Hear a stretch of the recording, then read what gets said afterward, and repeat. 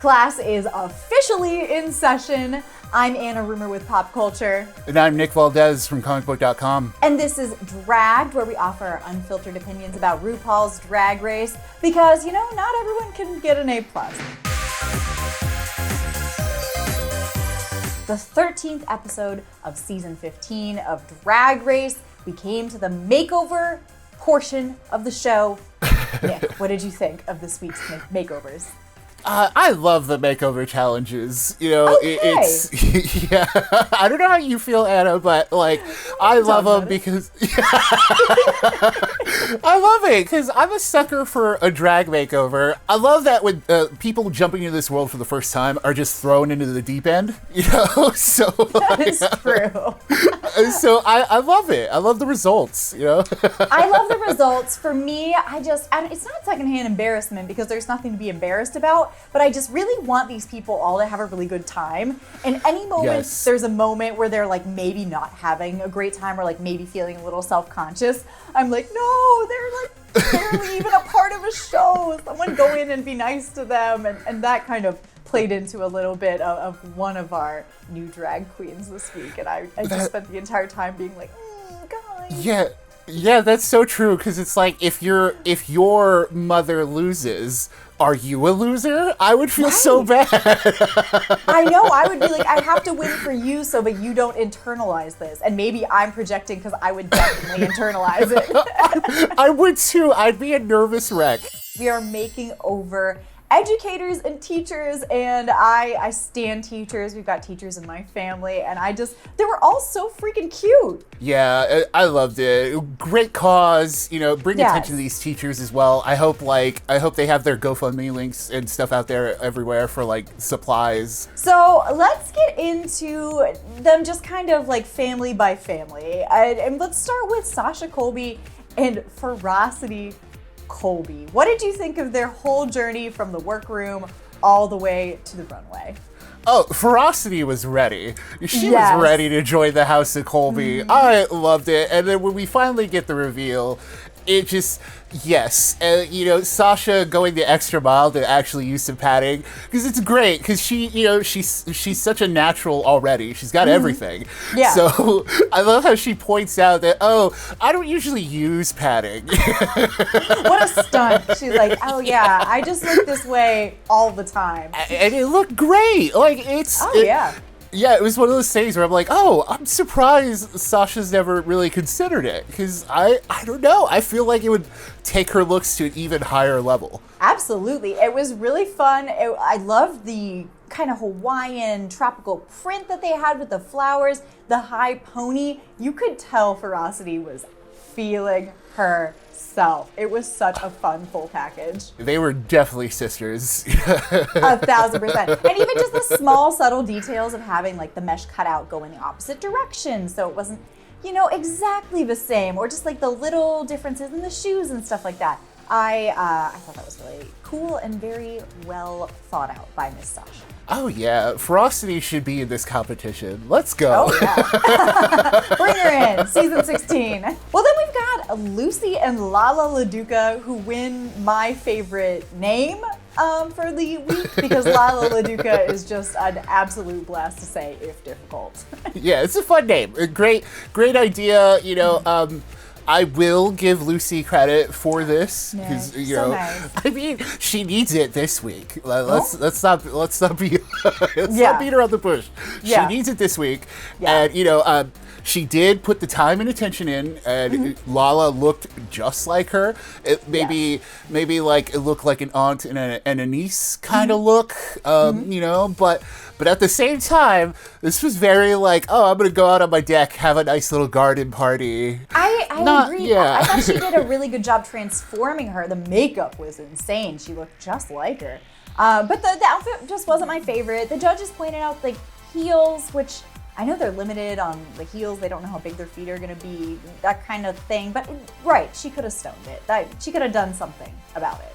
Yeah, it was missing that little bit of something, and that's kind of been Lucy's issue through the thing, right? Where it's like she has these fun concepts, but it's always missing that bit of glamour. There's just like a little bit of like extra extra attention to detail that I don't know if maybe it's like a time constraint because of the, the actual thing. But then when you see Sasha's, when you see Anitra's, and when you see Mistress's, it's like, well, there was enough time to do stuff like that, Right. It's just lacking that it factor a little bit. And it's tough to describe what it is because she did such a good job transforming her, but just keeping that in mind as we move into Mistress and Madame thing. Again, another really good name.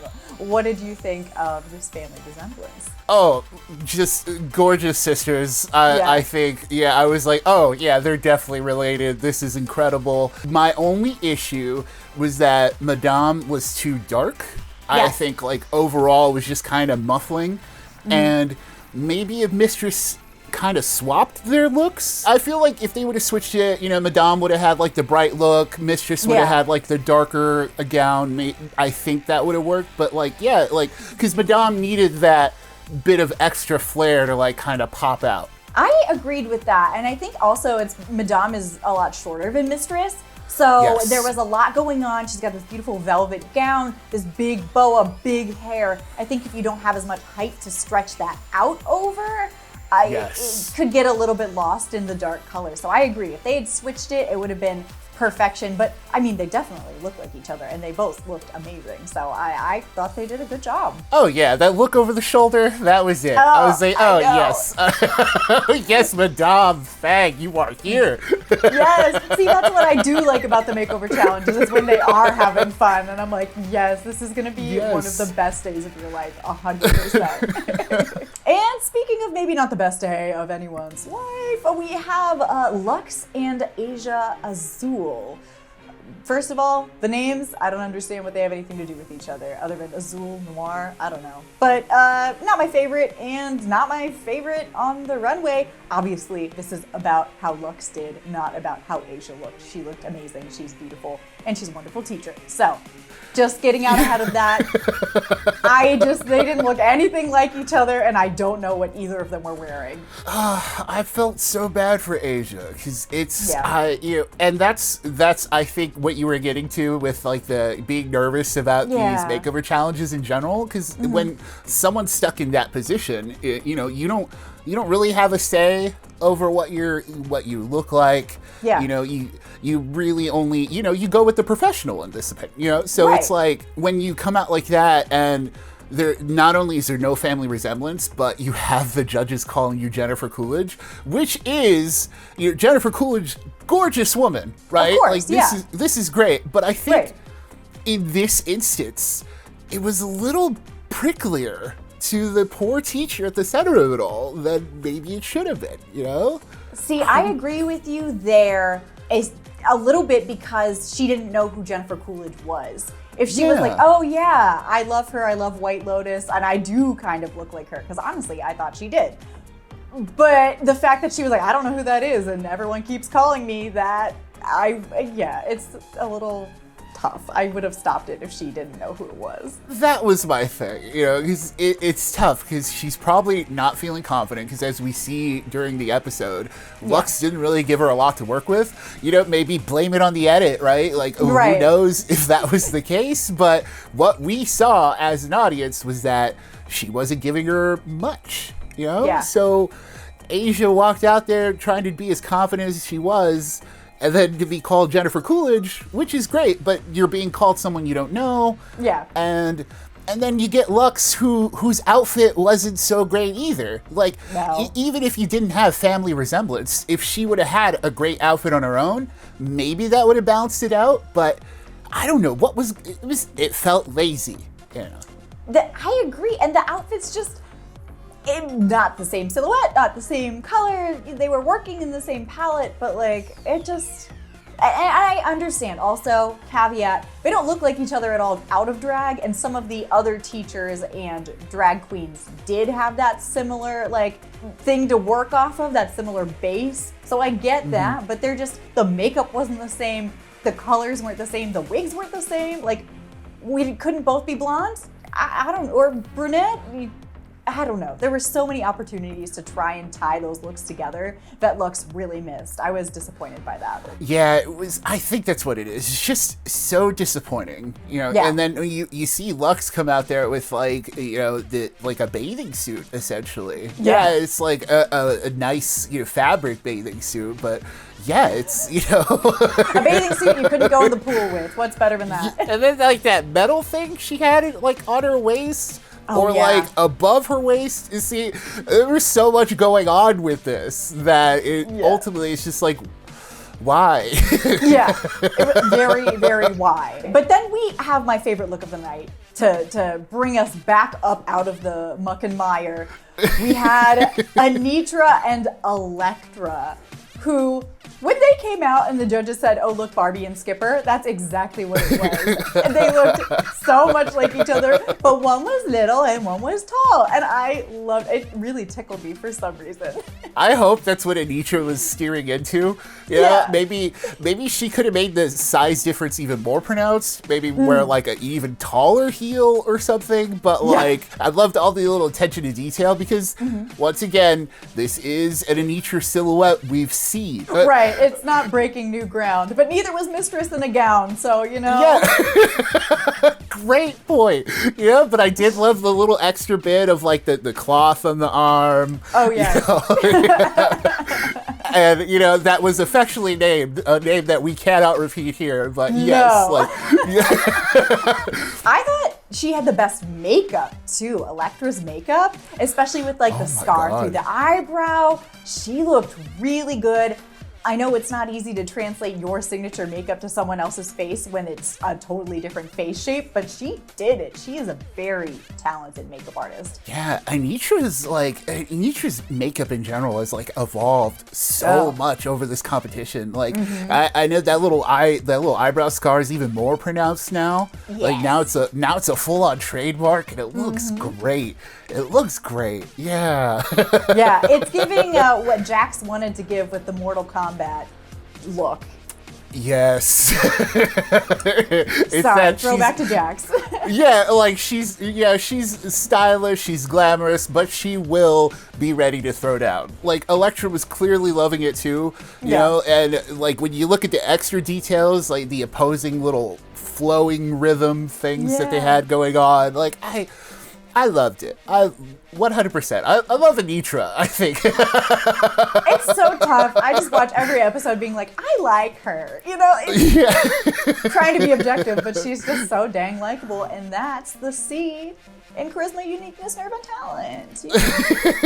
Yeah, absolutely. Yeah, you're right. It's hard to be like level with this. Like, I've got an Anetra bias, just as like I had an anti-Lucy bias that came like full force this episode. Anetra is our winner, which is awesome. I love, you know, I thought it was between her and Sasha. Sasha was really close. Yeah, but the bottom two made all the sense in the world. 1,000%. 1,000%. I mean, Luxx, again, we already talked about, just did not understand the assignment.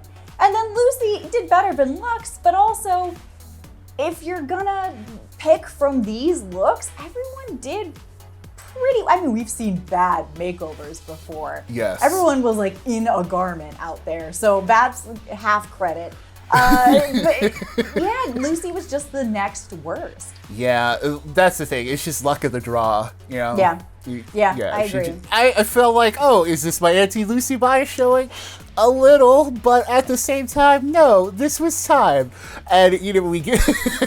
Nick's full body was tingling whenever Lucy got put in the bottom.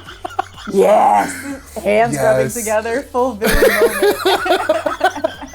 I was feeling it. I was in my villain era. I absolutely loved it. So we get into the lip sync. Haley Kiyoko, guest judge. Great guest judge, by the way. And, and Celebrity Drag Race alum. So, you know, good stuff there. And for the girls, great song. You know, lots of opportunity to go wild. And Luxx took that to heart.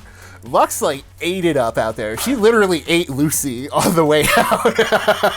She was everywhere on that stage. She was kicking and a twirling. She was up, she was down, she was everywhere. Some people didn't like that. I was reading online. Some people thought it was a bit frenetic. Some people were like, oh, well, she doesn't know the words. I can't even tell you if she knew the words because I was distracted by those long legs everywhere crawling around on the screen. So if she didn't know, good for her because I did not clock it at all. See, I was also wondering if she was doing all that because she didn't know the lyrics, but at the same time, you know, it's stage, everybody. Like, this is theater, you know? This is my CoComelon. You put her on stage, like, bumping and grinding on the ground, and I'm like, ooh, look at that. Yeah, like, even if Lucy knew the words 1,000% and was, like, just eloquently dictating every little single syllable, there was no way she was going to beat Lux. Like, this was... she tried. There was like a cartwheel. That was a cartwheel. It was a cartwheel. I will give Lucy credit, you know, but that's about it. I had to watch it twice through because I was like, we made it to the end, and I said, what did Lucy do? I missed it, and I had to go back because she was just lost in the background. You know, it's tough. But that's it's her time, and she goes home. No one's surprised. It was her time. She's not going to make the top 4, you know? Yeah, it's time to get serious. And Lucy, we say that every week. I love it. But it is time. Every week it's more true than ever, Anna. You know, like Lucy might have won like 50 challenges, but well, mini too. Don't forget to count the mini challenges. That's what I'm saying. You count them all, like even with like the mini challenge this week, where she said, "Oh, like she even voted herself going home in order to win the mini challenge." You know what? At this point, all Lucy, right. you did it. You know, you burned some bridges on the way out. You know, but yeah. Let's talk about her little message on the way out. Talk about upset. I mean, I understand being upset. It's upsetting, but bitter Betty. Yeah, this was real. Like, oh no, that reunion's going to be spicy. Yeah, talk about letting loose. We thought she was talking about letting loose and having fun, but she's talking about letting loose her villain era. You know what? She won't be able to blame that one on the edit either. You know, this was her words coming out of her mouth that we got to see uninterrupted. She certainly actually won't be able to blame it on the edit because next week they're doing Blame It on the Edit, the music video, to determine our top 3. We're going back to a top 3. I'm hyped. Wow, like season 15 it continues to surprise, and I like no saves this season, no double eliminations, a top 3. You know, we went from hour-long episodes to 90-minute episodes. What a season, what a roller coaster. We're almost there, Anna. I can't wait. We are. I can't wait to see who wins. And I can't wait to talk about next week's episode with you. So tune in every week. We are here talking about Drag Race. So get ready, get pumped, and we'll see you next time.